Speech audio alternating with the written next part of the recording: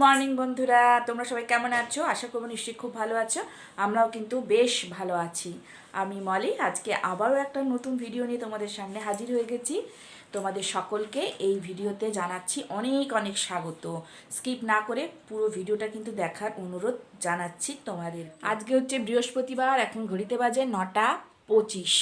আর আজকে থেকে আমার মেয়ের আর কি পরীক্ষা শুরু হয়ে যাচ্ছে। আর তোমাদের একটা জিনিস দেখাই, দাঁড়াও। অনলাইন থেকে অর্ডার দিয়েছিলাম, এই দেখো। হ্যাঁ,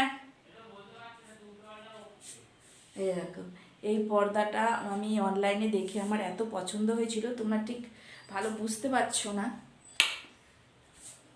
আসলে আমার এই ঘরের লাইটটা না ডিস্টার্ব করছে খুব। এই দেখো, এখানে নিচে একটা করে গিট দিয়ে রেখেছি। এই দেখো, এই যে। তো এই পর্দাটা অনেক দিন ধরে আমার অনলাইনে দেখার পর থেকে না খুব ইচ্ছা ছিল আমার এই ডাইনিং রুমটা এইখানটা টানাবো। তো সেই জন্য এখানটা আগে থেকেই কিন্তু আমার পর্দা লাগানোর যে রডটা সেটা কিন্তু লাগিয়ে রেখেছিলাম। আর পর্দাটা অর্ডার দিয়েছিলাম, এই 2 দিন হয়েছে এসেছে। তোমাদের সঙ্গে শেয়ার করতে একদম ভুলে গেছি। তো আজকে ভাবলাম শুরুতেই তোমাদের সঙ্গে এটা শেয়ার করে নিই। কেমন লাগছে তুই অবশ্যই কিন্তু কমেন্ট করে আমাকে জানিও। তো চলো, আজকে থেকে পরীক্ষা শুরু হচ্ছে। এখন আমি টিফিন করে দেবো। 11 থেকে পরীক্ষা। আর যেহেতু ও ফার্স্ট গার্ল, 1 নম্বর রোল, তো ওকে তো একটু আগেই যেতে হবে। তো সেই জন্য একটুখানি টিফিন করি। টিফিনটা করার পর ও টিফিন খেয়ে পরীক্ষা দিতে যাবে, এসে ভাত খাবে। তো চলো, অনেকক্ষণ ধরে বকবক করছি, এই কাজগুলো আগে একটুখানি সেরে নিই। সঙ্গে থাকো। আশা করি আজকের ব্লগটাও তোমাদের ভালো লাগবে। ভালো লাগলে অতি অবশ্যই একটা করে লাইক করো। কমেন্ট করলে আমাদের এনার্জিটা ভিডিও করার জন্য অনেকটা বেড়ে যায়। তো চলো, নতুন করে আর কিছু বলার নেই, এবার একটুখানি কাজ করি।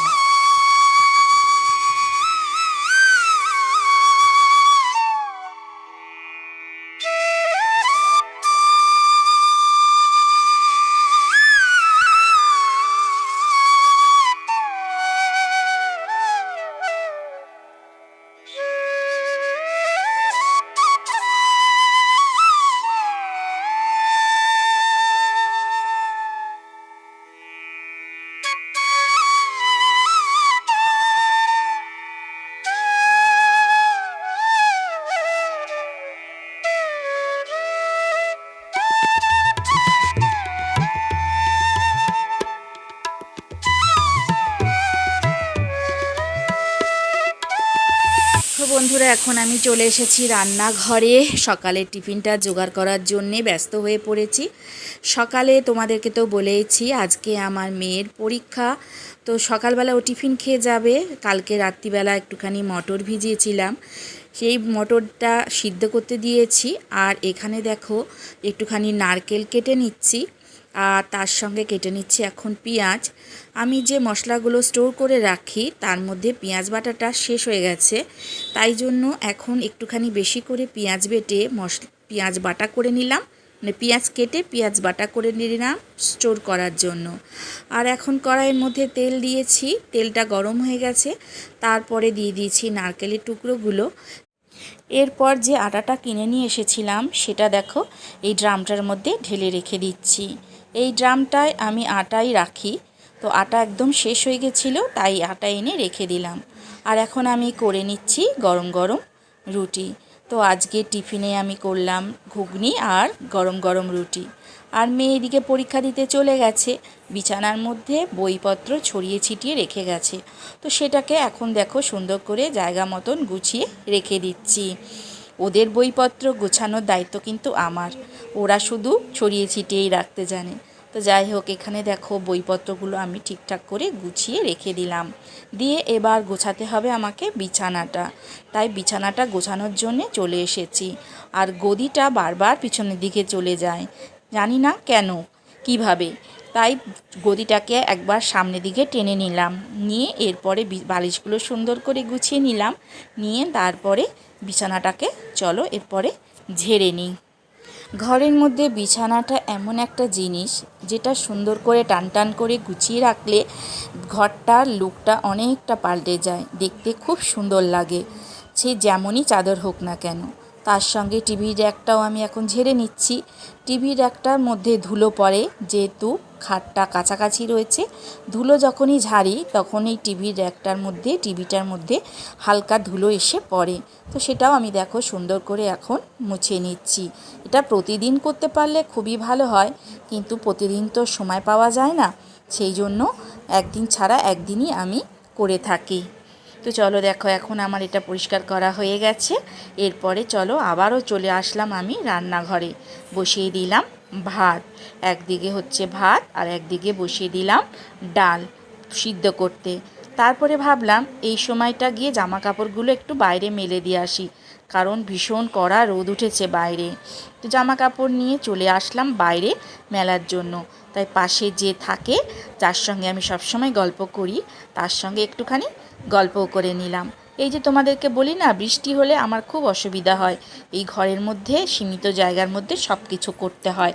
জামা কাপড়গুলো তখন মেলতে পারি না, সেই জন্য বাইরে বেরোতেও পারি না, আর গল্প করা তো দূরের কথা, বেরোতেই পারি না।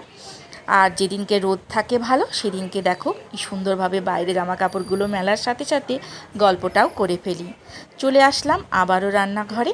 এরপরে যে সমস্ত টিফিন খাওয়ার বাসনগুলো হয়েছিল সেগুলোকে ভাবলাম আগে ধুয়ে নিই, বেসিনটাকে খালি করে নিই। বেসিনটা খালি থাকলে কাজকর্ম করে অনেকটা সুবিধা পাওয়া যায়। বেসিনে যদি বাসনপত্র আটকে থাকে তাহলে কিন্তু বেসিনের মধ্যে কাজ করাটা একটু মুশকিল হয়ে যায়।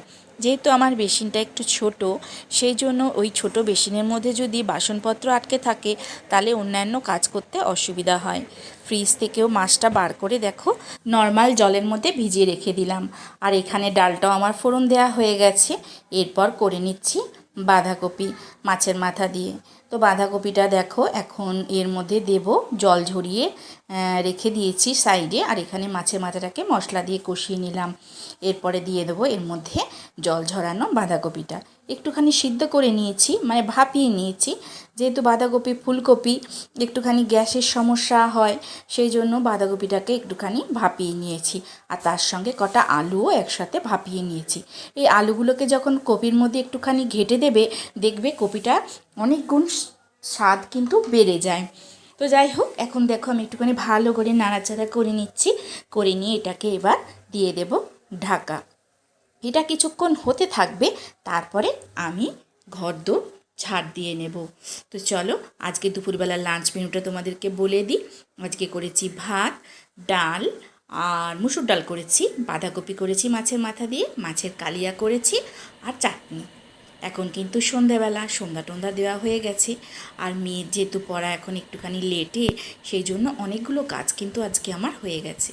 সকালবেলার দিকে মানে দুপুরবেলার দিকে চান করে না মাথা আসানোর টাইম পাই না।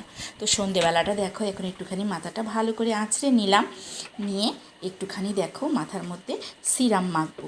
যেহেতু চুল ওঠার সমস্যা থাকে, সেই জন্য এই সিরামটা মাখার পর থেকে না আমার বেশ ভালো কিন্তু কাজ হয়েছে। সেই জন্য এটা প্রতিদিনই একটুখানি করে মেখে নিই।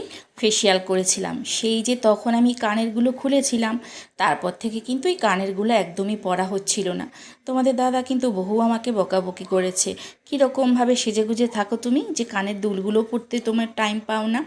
তো সেই জন্য ভাবলাম আজকে তাহলে টাইম পেয়েছি যখন, তাহলে কানের দুলটা রোজগারের মতন। এরপরে চলে আসলাম সন্ধ্যাবেলা বিছানাগুলো গোছানোর জন্য। পাহাড় নিয়ে বাইরে কিন্তু এখনো অন্ধকার হয়নি, সেই জন্য ভাবলাম তাহলে আগে ঘরের ভিতরে কাজগুলো কমপ্লিট করে নিই, জামা কাপড়ে সন্ধ্যা দেব, দিয়ে তারপরে মেয়েকে নিয়ে যাব। ভাবলাম পড়তে সময় যখন হাতে রয়েছে, তাহলে সমস্ত কাজগুলো একদম কমপ্লিট করেই নিই। শুধু শুধু বসে থেকে সময় নষ্ট করে লাভ নেই। যে জামা কাপড়গুলো আমি বসে বসে ভাঁজ করলাম, সেগুলো দেখো এখন জায়গা মতন রেখে দিচ্ছি। আর আমার মেয়ে সবসময় আমাকে সাহায্য করার জন্য এক পা কিন্তু এগিয়ে।